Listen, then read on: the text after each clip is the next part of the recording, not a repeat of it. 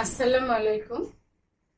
আমি প্রফেসর শাহিনা আক্তার বানু, দর্শন বিভাগ, ঢাকা কলেজ, ঢাকা। শিক্ষার্থীবৃন্দ, আশা রাখি তোমরা যেখানেই আছো ভালো আছো, নিরাপদে আছো। আমরা আজ যে অংশটি নিয়ে আলোচনা করব সেটিকে ইংরেজিতে বলা হয় সিপি। তোমরা প্রশ্ন যদি দেখো কিংবা বই দেখো, সেখানে দেখবে শর্তমূলক প্রমাণ পদ্ধতি লেখা আছে। এই শর্তমূলক প্রমাণের আরেকটি নাম হচ্ছে প্রাকল্পিক প্রমাণ। বৈধতার শর্তমূলক প্রমাণ যা, প্রাকল্পিক প্রমাণ একই কথা। তবে এইখানে আমরা কি করব, ওই যে 10টি অনুমান বিধি এর আগে আলোচনা করেছিলাম আকারগত প্রমাণ পদ্ধতিতে, সেখানে ব্যবহার দেখিয়েছিলাম, সেই 10টি অনুমান বিধি দিয়ে আমরা এই সিপি কন্ডিশনাল প্রুফের প্রমাণ পদ্ধতিও আলোচনা করব। এখানেও আমরা 10টি অনুমান বিধির যে যখন যেটা লাগে, অনুমান বিধি যে 10টা এট এ টাইম ব্যবহার করবো সেটা না, যখন যেটা লাগে সেটি দিয়ে অবরোহ পদ্ধতির মাধ্যমে, অবরোহ পদ্ধতি সেটা হচ্ছে সামান্য থেকে বিশেষে গমন করার প্রক্রিয়া, যেটা অতি প্রাচীনকালে সেই অ্যারিস্টটল থেকেই এই পদ্ধতি শুরু হয়ে এসেছিল। সেই পদ্ধতির মাধ্যমে আমরা দেখব যে ডি মর্গান, তারপরে সিএস পার্স, এরা যে পদ্ধতিগুলো দিয়েছে, সেই পদ্ধতির মাধ্যমে প্রাকৃতিক বচনগুলোর কিভাবে প্রমাণ করা যায়, অর্থাৎ অবরোহ পদ্ধতি অনুসরণ করব, আমরা সামান্য থেকে বিশেষে যাব। এই সামান্য থেকে বিশেষে যে অনুমান বিধির 10টির যে কোনো বিধি যা লাগবে সেগুলো দিয়ে, যেটি প্রযোজ্য সেটি দিয়ে আমরা সিদ্ধান্ত কিভাবে প্রমাণ করা যায় সেই প্রক্রিয়াটি জানব।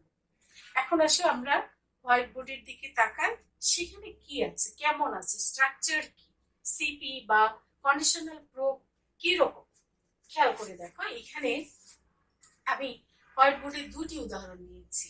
একটি দেখো, একটি লেখা আছে, একটি মাত্র হেতুবচন দেওয়া আছে, এফ হর্ষ জি। এরপরে দেখো তির্যক রেখা টেনে, তির্যক রেখা নিশ্চয়ই তোমরা জানো, তির্যক রেখা টেনে একটি সিদ্ধান্ত দেওয়া হয়েছে, এবং সিদ্ধান্তটি এই জায়গাটা দেখো, এটা হচ্ছে একটি প্রাকল্পিক চিহ্ন, অর্থাৎ ওই যে সিপি শর্তমূলক, শর্তমূলক চিহ্নটি তো হচ্ছে হর্ষ, যদি বাংলায় থাকে তখন সেটি হয় প্রাকল্পিক অপেক্ষক, অর্থাৎ এই যে হর্ষ এটা হচ্ছে প্রাকল্পিক চিহ্ন। ঠিক আছে, আমরা এই চিহ্নটা ব্যবহার করি কিভাবে অবরোহ পদ্ধতি অনুসরণ করে একটি অনুমান প্রক্রিয়াকে প্রমাণ করা যায় সেটি দেখব। তো এখন কিন্তু শুরু করছি।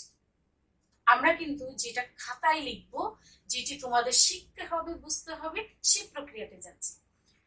আমরা দেখো এখানে দেওয়া আছে একটি হেতুবচন, ডান দিকে, এটি হচ্ছে বাম, এটি হচ্ছে ডান, ডান দিকে তির্যক রেখা টেনে সিদ্ধান্ত দেওয়া আছে, একটি প্রাকল্পিক সিদ্ধান্ত।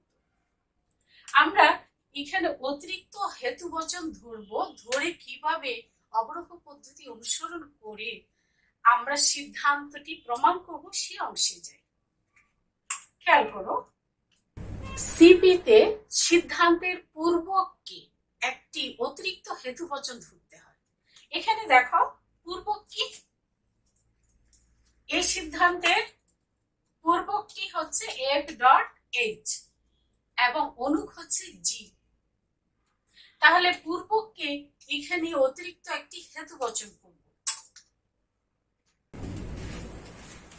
সিপিতে কি করতে হয়, সিপিতে সবসময় সিদ্ধান্তটি হবে একটি প্রাকল্পিক বচন। আমাদের এই সিদ্ধান্তটি হচ্ছে একটি প্রাকল্পিক বচন, এর পূর্বক হচ্ছে এইটুকু, অনুক হচ্ছে এটা। আমি পূর্বককে একটি অতিরিক্ত হেতুবচন করেছি, করে এই যে অনুকটি রইল, এই অনুকটিকে আবার একটি অনুসিদ্ধান্তে নিয়ে এলাম, অনুককে অনুসিদ্ধান্তে সিপি লিখলাম, মানে আমি কন্ডিশনাল প্রুফের দিকে এগোচ্ছি। জি চলে আসলো, অনুপ চলে আসলো, অনুসিদ্ধান্ত হিসাবে আমি জি কে পেলাম। এখন এই জি এর মধ্যে কিন্তু আর হর্ষ নেই, আর প্রাকল্পিক চিহ্ন নেই, কাজে এখন আমাকে এই অংশটি প্রমাণ করতে হবে। এটি হচ্ছে সিপি, অর্থাৎ কন্ডিশনাল প্রুফ। কন্ডিশনাল প্রুফে যতক্ষণ পর্যন্ত হর্ষ থাকে ততক্ষণ পর্যন্ত এটিকে ভাঙতে হয়। খেয়াল করো, এখানে আরেকটি অংশ আছে, আমি পাশাপাশি দুটি অংশ বুঝাচ্ছি। এখানে দেখো তিনটি হেতুবচন দেওয়া আছে, 1, 2, 3, এবং এই তিনটি হেতুবচনের 3 নাম্বার হেতুবচনের অংশের ডান দিকে দেখো প্রাকল্পিক বচন, সিদ্ধান্তটি প্রাকল্পিক বচন আছে। এখন এটি কি করব আমি? এটিকে দেখো এখানে আছে এস হর্ষ সেকেন্ড ব্রেকেট আর ডট পি হর্ষ টি। এইখানের ব্যাপারটি কেমন হবে? তোমরা এখানের ব্যাপারটি দেখেছ? এইখানে আমি পূর্বককে নেয়ার পরে অনুপ যে এসছে, এখানে কিন্তু আর হর্ষ চিহ্ন নেই, কিন্তু এখানে কি ব্যাপারটা ঘটে আমরা এখন একটু দেখি। আমি এই পূর্বকটুকুকে নিব, আমি এখন এস কে নিব। খেয়াল করে দেখো, এটা পূর্ব আর এই টোটাল জিনিসটা হচ্ছে অনুপ।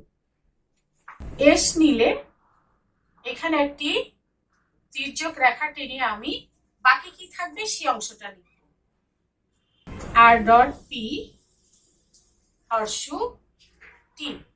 খেয়াল করে দেখো, এইখানে সিদ্ধান্তে তো অনেকগুলো প্রাকল্পিক অংশ আছে, প্রাকল্পিক অংশ থাকা যাবে না সিদ্ধান্তে। তাহলে আমি আবার একটি হেতুবচন নিই, কি থাকবে? এখন এই অংশটুকুর মধ্যে দুটা অংশ আছে, একটা হলো পূর্ব আর একটা হলো অনু। আর ডট টি হলো পূর্বক আর টি হলো অনু। তাহলে এই অংশটাও আমি ভাঙতে পারি, আরেকটা হেতুবচন, অতিরিক্ত হেতুবচন নিতে পারি। আমি নিলাম আর ডট পি কে নিলাম, কোথায়? আর ডট পি দেখো নিয়েছি। আমি যদি এই অংশটার পূর্বকে এখানে নিয়ে আসি, তাহলে অনুপটা পড়ে থাকে না? সেই অনুপটা কি? সেটা হচ্ছে টি। আসো টি। এখন এই যে টি হলো, এই অংশটাকে কিন্তু 10টি অনুমান বিধি অনুসরণ করে অবরোহ পদ্ধতির মাধ্যমে আমরা এই টি কে, এখানে যে টি পড়ে রইল, এই টি কে প্রমাণ করব, আর এখানে আমি জি কে প্রমাণ করব। জি এর সাথেও দেখো আর হর্ষ চিহ্ন নেই। প্রাকল্পিক বচনের পূর্বককে অতিরিক্ত হেতু বচন করে নিতে হয়। যতক্ষণ পর্যন্ত প্রাকল্পিক বচন থাকে ততক্ষণ পর্যন্ত আমি এটিকে ভাঙতে পারি। আমি ভেঙে ভেঙে শেষ পর্যন্ত টিকে পেয়েছি, কাজেই আমি এখন এক্ষেত্রে টিকে প্রমাণ করব আর এক্ষেত্রে জি কে প্রমাণ করব। কিভাবে প্রমাণ করি এখন দেখো, আমাকে জি প্রমাণ করতে হলে এই অংশে যেতে হবে। তাহলে আমি চেষ্টা করব প্রথম অংশটাকে কি করব, সিম করব। এফ এফ নিলে কি হয়, টু সিম, মানে সিম্পলিফিকেশন। আমরা সরলীকরণ করলাম, টি ডট কিউ। এতে আমি প্রথম অংশটাকে নিয়ে নিলাম এই জি কে পাওয়ার জন্য। এই জি কোথাও না কোথাও আছে, তাহলে আমি খুঁজে দেখলাম জি আছে এখানে। তাহলে জি কে পেতে হলে আমাকে আর কি করতে হবে? এটা অনেক সহজেই হয়ে যাচ্ছে। এখন দেখো পি হর্ষ কিউ, এই পিটা যদি এখানে হয় তাহলে জি আমার 4 নম্বরে চলে আসে না?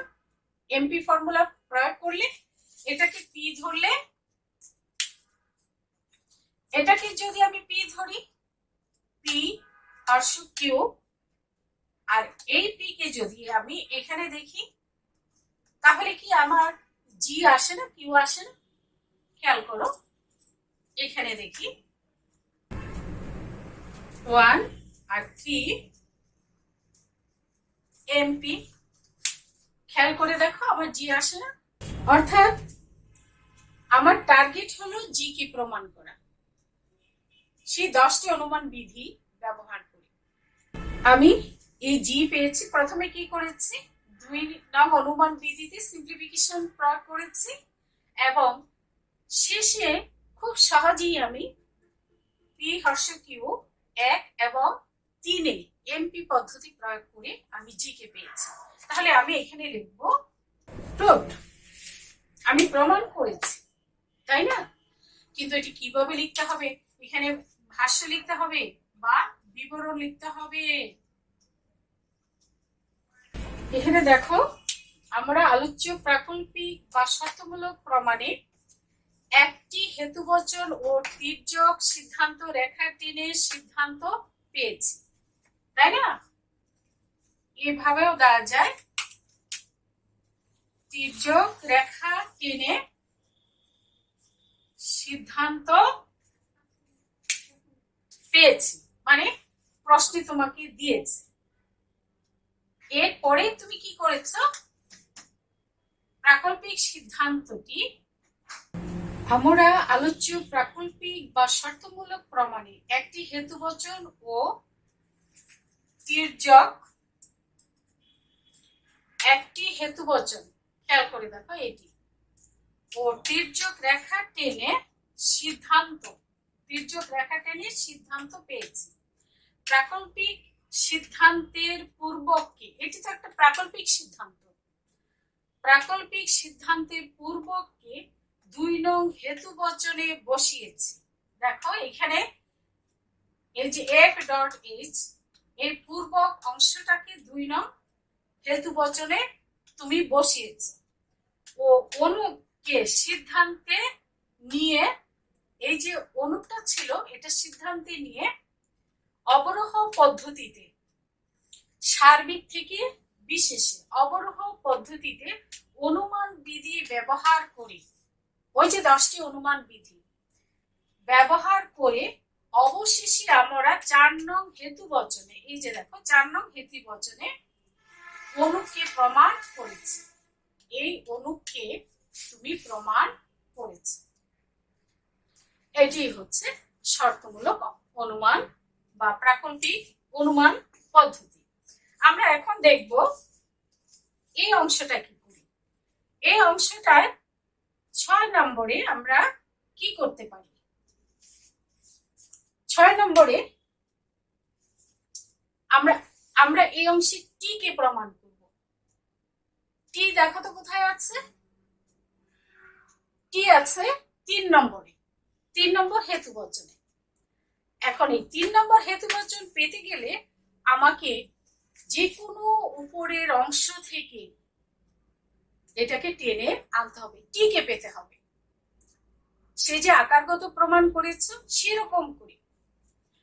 তাহলে এখানে প্রথমে আমি যেটা করতে পারি, আমি দেখতে পাচ্ছি যে 1 এ একটা সিম্পলিফিকেশন, 2 এ একটা সিম্পলিফিকেশন আছে, 3 এ ভি সিম্বল দিয়ে ডিএস একটি সিস্টেম আছে, 4 তো একটি অনুসিদ্ধান্ত, তাই না? এখন 5 ও একটি অনুসিদ্ধান্ত। আমরা টি কে পেতে গেলে আমরা কি করতে পারি, খেয়াল করে দেখো, 1 থেকে 2, 2 থেকে 3 এরকম করে কিন্তু তুমি আসতে পারো না। তোমাকে কিন্তু আসতে হলে তোমার ব্রেনে 10টি নিয়ম কি নিয়ে আসতে হবে, যেটা তুমি প্রয়োগ করতে পারো, যেটা প্রয়োগ করলে তুমি এই টি কে পাবে, সেই দিকে তোমাকে অগ্রসর হতে হবে। এখন তোমার ব্রেনই বলে দিবে যে তুমি কোন পদ্ধতি অনুসরণ করবে, এখানে কোনো ফিক্সড নিয়ম নেই। যেহেতু এখানে সিম্পলিফিকেশনের বিষয়টাই অনেক বেশি, তাহলে আমি প্রথম থেকেই একটা সিম্পলিফিকেশন করতে পারি কিংবা কমিউটেশন করতে পারি, তাই না? কমিউটেশন করলে কি হবে, উল্টে যাবে। আমরা একটু খেয়াল করি, দেখি তো 1 কে কমিউটেশন করে, তাহলে কমিউটেশন করলে কি হবে, নিগেশন কিউ ডট পি আসবে, তাই না? তাহলে 1 কে কমিউটেশন করলাম। 7 কি করতে পারি? 7 কে দেখো তো কি করতে পারি। আচ্ছা, কমিউটেশন যে করলাম এটাকে একটু সিম্পলিফিকেশন করে নিই, কারণ এই দুটা অংশ মনে হচ্ছে যে সিম্পলিফিকেশন এবং কমিউটেশনের দিকে যাচ্ছে। তাহলে আমরা 6 কে একটু সিম্পলিফিকেশন করি, করলে পরে কিউ যদি থাকে, কিউর সাথে সম্পর্ক হচ্ছে এস এর, আর এস এর সাথে সম্পর্ক হচ্ছে টি। তাহলে এখানে যেহেতু কিউ আছে, এইখানে কিউ আছে, এইখানে টি আছে, এদের মধ্যে একটি সম্পর্ক থাকতে পারে। আবার এখানে পি আছে, এখানে পি আছে, এখানে এটার মধ্যে নাই।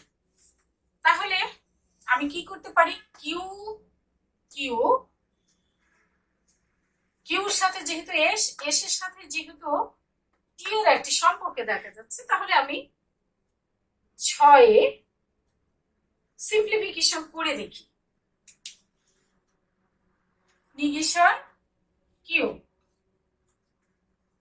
কি করলাম? 6 কে সিম্প করলাম।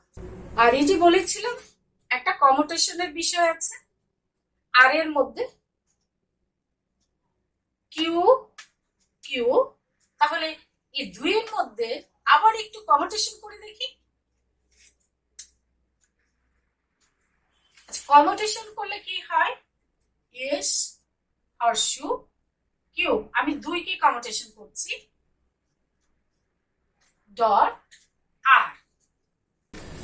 2 কে কমিউটেশন করলাম, কমিউটেশন করার পরে কি হলো? এস হর্ষু কিউ ডট আর আসলো। 6 যেমন করলাম, কমিউটেশন করে পরে সিম করেছি, আমি 2 কে কমিউটেশন করলাম, এখন আমি সিম করি এস হর্ষু কিউ, তাহলে হবে 8 কে সিম করলাম, আমি 8 কে সিম করলাম। সিম করার পরে আমার খুঁজতে হবে এস আর টি এর ব্যাপার। এখানে এস কিউ আছে, তাহলে কি করা যায়? খেয়াল করে দেখো তো এমটি করা যায় কিনা। P horseshoe q not q যদি হয়, এসটা আসে, তাই না? এমটি করলে খেয়াল করে দেখো, এমটি করলে p horseshoe q not q, তাহলে আসে p horseshoe q not q, সুতরাং নট পি। প্রাকল্পিক বচনের অনুপকে আগে অস্বীকার করতে হবে, পরে পূর্বককে অস্বীকার করতে হবে। তো আমরা এখানে যদি দেখি পি হর্ষু কিউ, এই যে অনুপটা এখানে আছে নট কিউ, তাহলে হবে নট পি। আমি 10 দেখো নিগেশন এস নিতে পারি কিনা। এমটি হয় 9 আর 7, 9 আর 7 এমটি,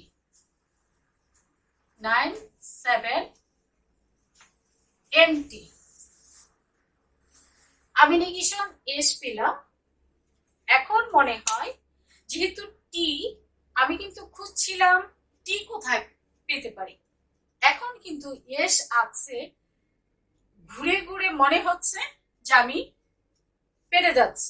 খেয়াল করে দেখো, এখন কিন্তু এটাকে ডি এস ফর্মুলাটি মনে নেই, p v symbol q not p, সুতরাং কিউ ডিসজাংটিভ সিলোজিজম। খেয়াল করে দেখো, কিংবা প্রাইম মিনিস্টারের বিষয়টা চিন্তা করো, এস প্রধানমন্ত্রী অথবা টি প্রধানমন্ত্রী। এস প্রধানমন্ত্রী নেই, সুতরাং কে থাকবে? টি। তাহলে আমরা 11তে যে টি কে পাচ্ছি, কিভাবে পাচ্ছি? 3 আর 10 কে এমটি করে আমরা শেষ পর্যন্ত টি কে প্রমাণ করতে পেরেছি। তাহলে শিক্ষার্থী বন্ধুরা খেয়াল করো ব্যাপারটি, কন্ডিশনাল প্রুফে তোমাদের প্রশ্নে যে বচন থাকবে এটিকে বলা হয় প্রদত্ত বচন বা প্রদত্ত হেতু বচন, এবং তার ডান দিকে তির্যক রেখা টেনে হয় এই স্ট্রাকচারে থাকবে কিংবা এই স্ট্রাকচারে থাকবে। এখন খেয়াল করো, হয় একটি হেতু বচন থাকতে পারে কিংবা একাধিক হেতু বচন থাকতে পারে। একটি হেতু বচন থাকলেও যা করবে, একাধিক হেতু বচন থাকলেও ভেঙে ভেঙে কিন্তু এমন একটি স্ট্রাকচারে এই যে ভাঙবে, এই ভাঙাটাকে বলা হয় অবরোহ পদ্ধতি। এবং এই যে আমরা অনুসিদ্ধান্ত গুলো গ্রহণ করি, এগুলোকে বলা হয় অবরোহ পদ্ধতি। আর ওই পদ্ধতিতে আমরা কি ব্যবহার করলাম? 10টি অনুমান বিধি ব্যবহার করলাম। আর এইরকম হর্ষ চিহ্ন দ্বারা স্ট্রাকচার যখন থাকে তখন এটা হয় প্রাকল্পিক প্রমাণ পদ্ধতি বা কন্ডিশনাল প্রমাণ পদ্ধতি। অর্থাৎ যদি তবে শর্তে আবদ্ধ বচনগুলোকেও আমরা 10টি অনুমান পদ্ধতির মাধ্যমে প্রমাণ করতে পারি। এখানেরও কিন্তু একটি ভাষ্য বা বিবরণ লাগবে। যেমন আমি এখানে ছোট করে লিখে দিয়েছি, তোমরা এখানে লিখতে পারো যে আমরা শর্তমূলক প্রমাণ পদ্ধতিতে 3টি হেতুবচন পেয়েছি এবং তার ডান দিকে তির্যক